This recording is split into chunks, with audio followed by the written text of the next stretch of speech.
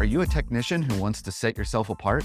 Then the Trusted Technician podcast is for you. I'm Derek Hofrichter, coach and trainer at SBE, and on this podcast, we will have experienced HVAC coaches and trainers, as well as top-performing technicians, all sharing their tips and strategies to help you be more successful.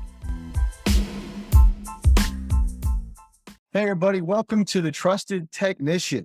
My name is Will Smith, and I'm with Chris Horne, one of our brilliant coaches. He's also the owner of a almost $10 million HVAC company in Charlotte, North Carolina. You guys pacing for 10 this year? We are, Will. So we keep up the process that we all know and love. We should be able to eclipse that mark. They think you're going to break 10. I hope.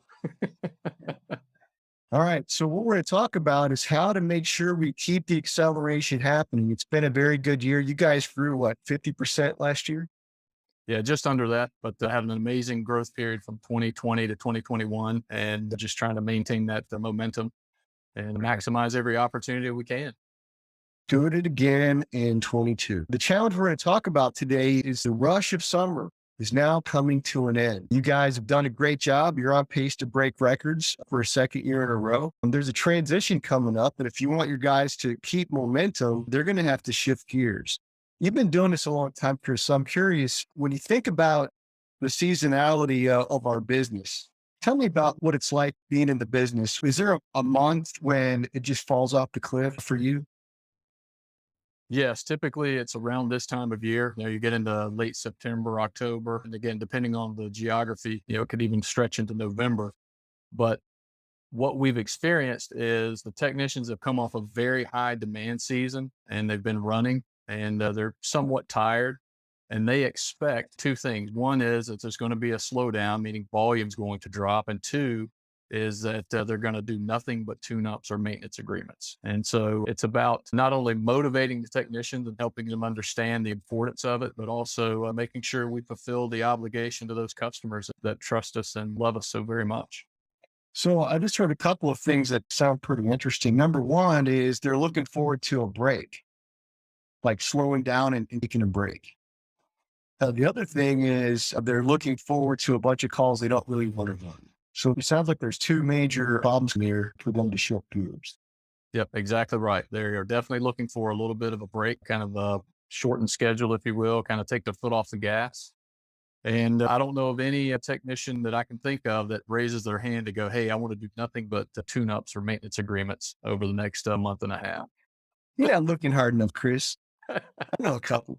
All right, so let's talk about, those sound like two reasonable problems that we need to solve.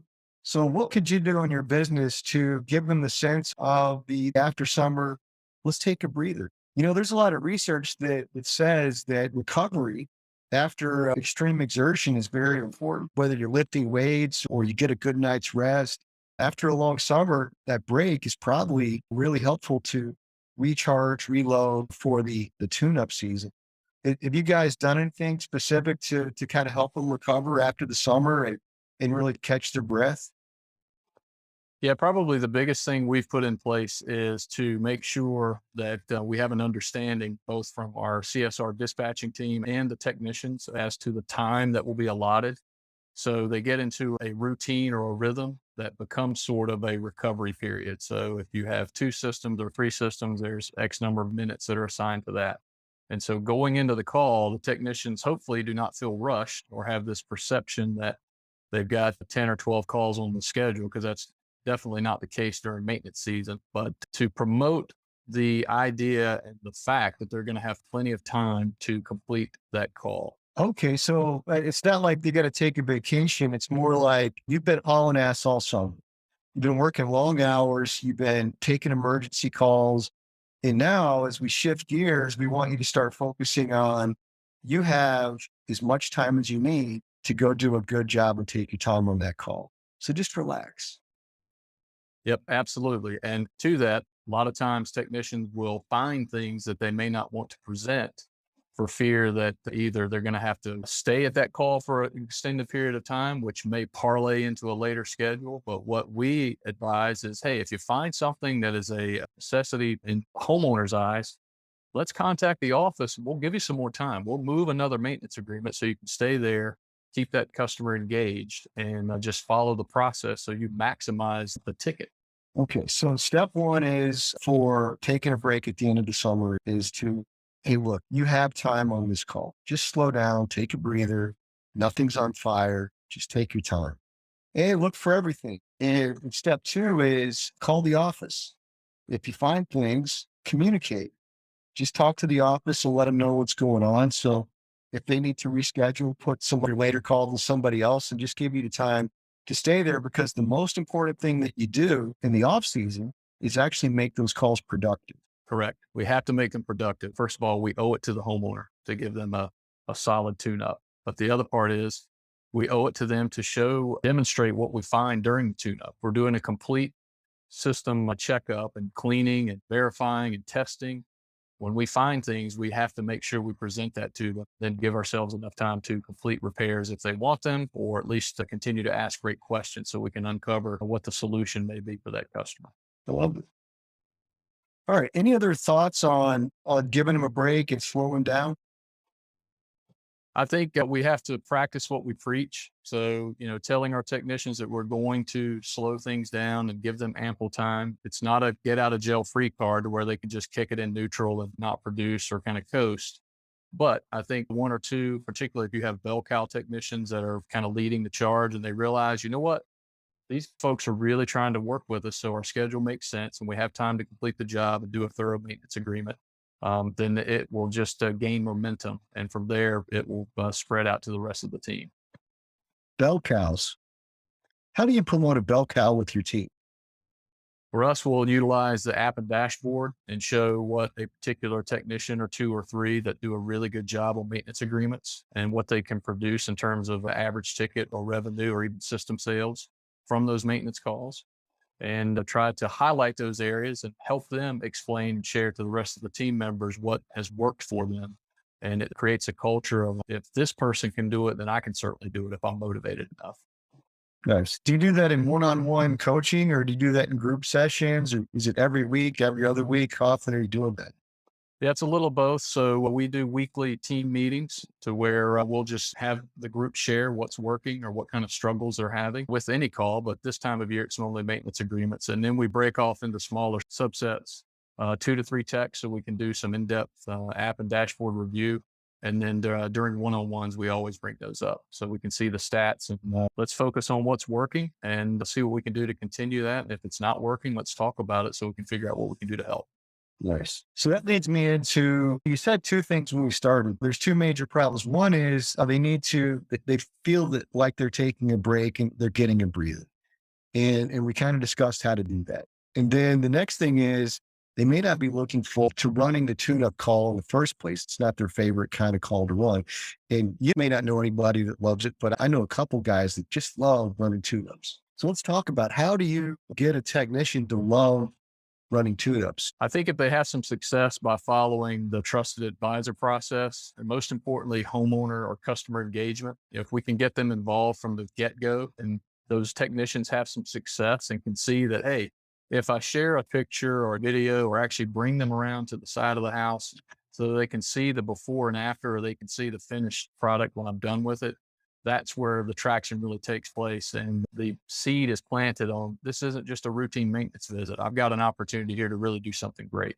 Yeah, I like that. This episode is brought to you by SBE. Learn the secrets of $1 million technicians at our SBE Service Champions 2-day event. Visit us in a city near you. It's easy to register. Visit our website, unleash.sbechampions.com. So do you have like a fall, we're going to shift gears as a company into tune-up and maintenance season and put the guys in special coaching or training to get them to reset their brain from a diagnostic repair mentality to a investigate and discover a complete diagnosis mentality?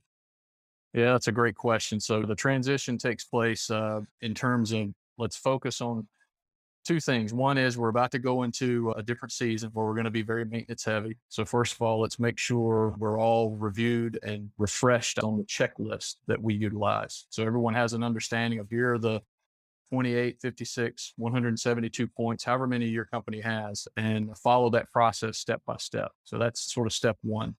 If we need to do some technical refreshing, we'll do that and set up in small subgroups so we can just have folks kind of knock the cobwebs off, if you will. Now let's get back into the routine, checking gas pressures, things like that. The other end of it is to make sure, again, it kind of ties back to this rest idea, is that we are promoting that, hey, during this tune-up, we want to make sure you have enough time so you can then focus on it and really walk through every step of trusted advisor so you can maximize that call. And further that will, if they taste a little bit of success, if they're able to highlight a great repair and complete that, or flip a lead, or even make a system sale for maintenance, that's when it really kind of goes as an aha moment. And they can realize that I don't have to be on a demand call to really do well. I can do just as well on maintenance visits as long as I stick to the script. Yeah, that's what happens when they realize that a tune-up and a maintenance could be the same revenue success and income success as a demand call, is when people start to kind of shift gears. But let's explore that for a second. What is it about the tune-up that the technician doesn't like? So most technicians don't like running tune-ups and maintenance. What is it about those calls they don't like? I think part of it is just the routine, or maybe the mundane approach, that you have to go to step one, then you go to step two, then you go to step three. And I'm sure that can get repetitive after a while. But to overcome that, I think you've got to be able to shake it up a bit. And through presenting videos or presenting those photos of when you do find things, or just when you simply clean the system, that can make a difference. And then watching customers who are by nature, if we're called to our unit by the technician to walk outside and let me show you this, our mind is already like, oh my goodness, he's about to lay one on me. Something's broken. And if you just say, hey, I just wanted to show you what I did to clean XYZ and why I value you as a maintenance customer and why it's important you keep the system clean, you've completely knocked that customer off their feet, knocked them off their guard, their defenses are down. So then when you do find something, maybe in the rest of the visit, it's not going to be as shocking. Yeah, I like that. During the summer when the unit's broke and the technician gets to go out and be the savior, the hero, that's got to be a positive feeling for them. Yeah, it definitely is. They love to wear the Superman cape. So the fix-it techs, I'm the hero. I've gotten them back cooling. Life's good. Homeowner's happy. And they can walk away with their chest poked out because they've really done a good job. Yeah. And it seems like to transition from that to now I'm the doctor with the bad news, and I'm not necessarily solving a problem you can see and it's causing you pain at the moment, but I'm still going to come ask you for money. I just started kind of reflecting on it just now. That probably has something to do with it. Definitely does. So I think the opportunities may be somewhat smaller on maintenance agreements, but they're still equally important, because I think, honestly, if a technician's going through and doing a thorough check, there's going to be one or two things that he or she can find on every single call. Yeah. Well, just to kind of follow that path, what I was thinking was the way to make it fun and interesting is you have the routine. You got to follow the routine. You don't want to miss anything. But what's different on every call is the person that's in the house. Like, have fun with it. Get them involved. Mm-hmm. It's kind of along with what you're saying. As long as you're engaging the customer and talking to them, if you do find something, it's not like you're the bad guy anymore because they're right there with you. Right. And that starts with establishing trust from the get-go. So if the person trusts you, they're going to be more apt to communicate clearly with you. And then if you do have a question or show something that's worth them knowing about as a homeowner or business owner, then the guard is down a bit. So they're going to say, what do you think I might do with that? Or what would you do in that situation? And that just opens the door to continuing to have a conversation, but also ask those great questions so you can uncover what you can do to solve the problem. Nice. So as we start to kind of get close to wrapping up, the thing that now I'm thinking about is how do we make the calls fun? Because you worked your ass off all summer. You can now kind of take a break and slow down, but you're running a call that could be a monotonous routine. How do you make it fun? One way is you can involve the customer, but do you guys play games at all, or as a company do things that just can make it entertaining?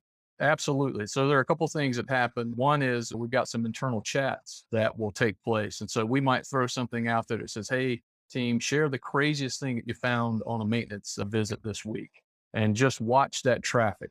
And just to sit back and see the banter. And what ultimately happens there is there's camaraderie. And then you've built trust within the team. And at that point, they can lean on each other, but they're also motivating each other because they're all in the same boat. They're all doing a lot of maintenance visits. And like I said, they're thinking, I'm tired. I'm ready for a little bit of a break. And I'm going to get into the routine of maintenance agreements. But if you can do some things like just throw a subject out there to say, hey, send me the cleanest set of gas burners, or send me the cleanest outdoor unit, or tell me the wildest thing that you found while you had the top off of the system, and send some pictures. So it's almost like engaging the customer, but we're just doing that with our teammates. Nice. I love that. When you were saying all those things, I started visualizing maybe even do some type of thing for 5-star Google reviews. We had a technician mastermind earlier today, and one of the guys was talking about how easy it is to build trust with customers who have seen all the great positive reviews. So maybe get selfies with your customers and encourage them to give you 5-star reviews and stuff like that. That would be awesome. Selfie at the indoor unit or even the thermostat. Yeah, cleanest burner with you and the customer. So this is the cleanest burner I've seen all week. Come here, let's get a selfie. That's a great idea. That is a good idea. I like that. All right, cool. I think we figured it out. Maybe we solved all the problems, Chris.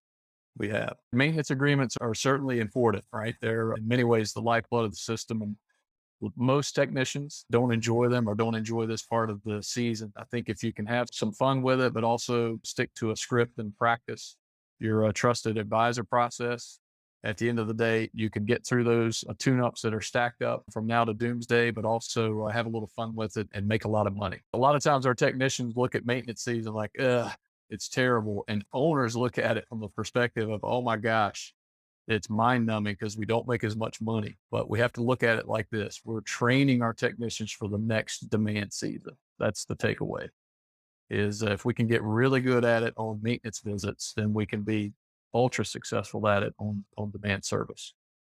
That's beautiful. And let's just kind of follow that line of logic. If you got really good at it in maintenance season, what would that mean when it got busy? How would that impact the busy season? Well, I think the technician would just be super productive because on maintenance agreements, homeowners aren't expecting there to be issues. If you call a technician out to your house in the dead of winter or the heat of summer, there's a problem. So they definitely are going to want a solution. And by staying behind the customer and following that process, you're going to more than likely either have a great repair that's sold or, more importantly, get a system that's going to be replaced. I love it. Thanks for hanging out. Yeah, you bet. I enjoyed it, Will. All right. We'll see you guys next time on The Trusted Technician.